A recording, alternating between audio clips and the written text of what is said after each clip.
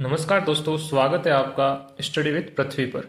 दोस्तों, आज हम समबाहु त्रिभुज का क्षेत्रफल कैसे निकालते हैं उसके बारे में सीखेंगे।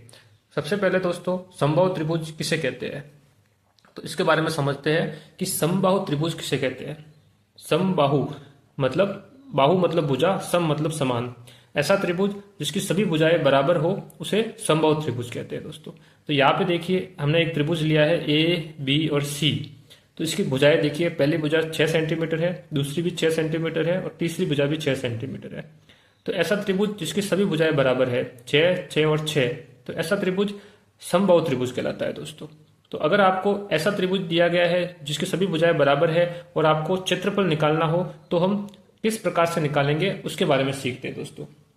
तो सबसे पहले हम सीखते हैं कि समबाहु त्रिभुज के क्षेत्रफल का फॉर्मूला क्या होता है। तो वो मैं लिखता हूं। समबाहु त्रिभुज का क्षेत्रफल क्या होता है दोस्तों, बराबर मैं नीचे लिख रहा हूं।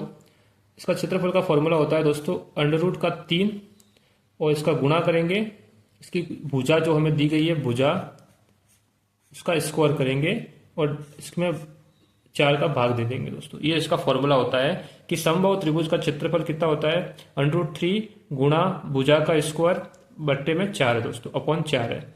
अब आपको भुजा का मान जो भी क्वेश्चन में दे रखा है उसका मान जब हम यहाँ रखेंगे तो और इसको हल करेंगे तो हमें उस त्रिभुज का क्षेत्रफल का मान मिल जाएगा दोस्तों।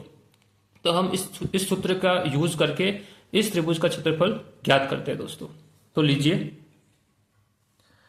हमारे पास जो भुजा है वो कितनी है दोस्तों, तो हम लिखते हैं हमारी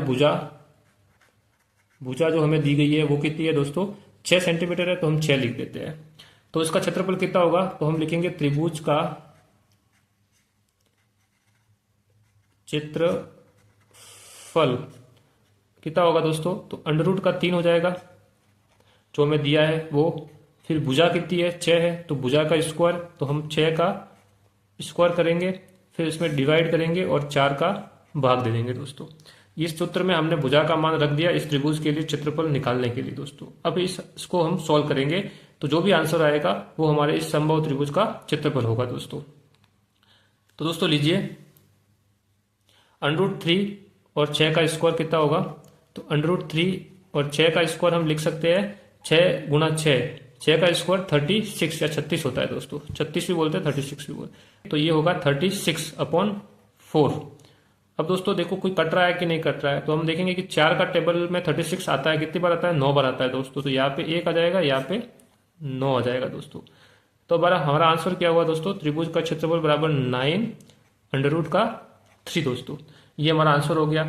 अब उसमें जो इकाई लगेगी वो क्या लगेगी दोस्तों, तो हमें जो क्वेश्चन में इकाई क्या दी है, सेंटीमीटर है, तो जब हम क्षेत्रफल निकालेंगे तो इसका स्क्वायर हो जाएगा, तो ये क्या हो जाएगा, सेंटीमीटर का स्क्वायर दोस्तों। तो ये हमारा आंसर हो गया 9√3 सेंटीमीटर स्क्वायर दोस्तों। इस तरह से दोस्तों हम समबाहु त्रिभुज का क्षेत्रफल निकाल सकते हैं दोस्तों। तो अब मैं आपको एक और क्वेश्चन दूंगा जिससे आप भी प्रैक्टिस कर सकते हो कि आपको कोई समबाहु त्रिभुज दिया है तो आप किस प्रकार से उसका क्षेत्रफल निकाल सकते हो दोस्तों। तो आपके लिए जो क्वेश्चन है उसमें मैं आपको समबाहु त्रिभुज देता हूं, उसको जो भी आंसर हो आप उसको कमेंट में लिखिए दोस्तों।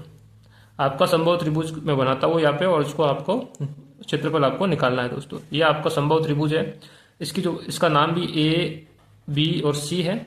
इसकी जो भुजा की लंबाई दोस्तों है वो 4 सेंटीमीटर है, ये भी 4 सेंटीमीटर है और ये भी 4 सेंटीमीटर है। आपको इस त्रिभुज का क्षेत्रफल निकालना है दोस्तों, का क्षेत्रफल। जो भी आंसर आया दोस्तों आपका, वो आपको कमेंट में लिखना है। और अगर आपको ये वीडियो अच्छा लगा है तो वीडियो को लाइक कीजिए, वीडियो को शेयर कीजिए। अगर आप चैनल पे नए हैं तो चैनल को सब्सक्राइब कीजिए। अगर आपको इस वीडियो में कोई डाउट है तो मुझे कृपया कमेंट कीजिए दोस्तों। मिलते हैं नए वीडियो में नए टॉपिक के साथ। Thank you.